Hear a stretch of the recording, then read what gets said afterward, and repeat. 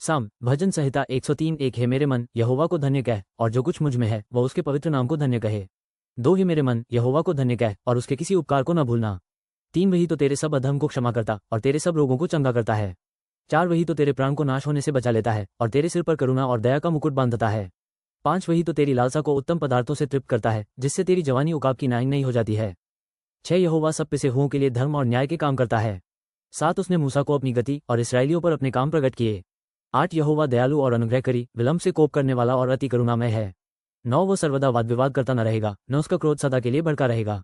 10 उसने हमारे पापों के अनुसार हमसे व्यवहार नहीं किया और न हमारे अधर्म के कामों के अनुसार हमको बदला दिया है। 11 जैसे आकाश पृथ्वी के ऊपर ऊंचा है वैसे ही उसकी करुणा उसके डरवैयों के ऊपर प्रबल है। 12 उद्याचल अस्ताचल से जितनी दूर है उसने हमारे अपराधों को हमसे उतनी ही दूर कर दिया है।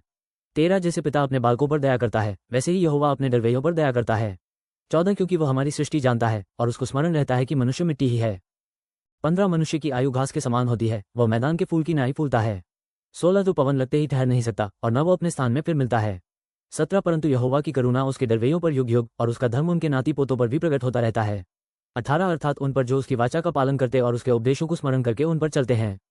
19 यहोवा ने तो अपना सिंहासन स्वर्ग में स्थिर किया है और उसका राज्य पूरी सृष्टि पर है। 20 से यहोवा के दूतों तुम जो बड़े वीर हो और उसके वचन के मानने से उसको पूरा करते हो उसको धन्य कहो। 21 से यहोवा की सारी सेनाओं हे उसके टहलुओं तुम जो उसकी इच्छा पूरी करते हो उसको धन्य कहो। 22 से यहोवा की सारी सृष्टि उसके राज्य के सब स्थानों में उसको धन्य कहो। हे मेरे मन तू यहोवा को धन्य कह।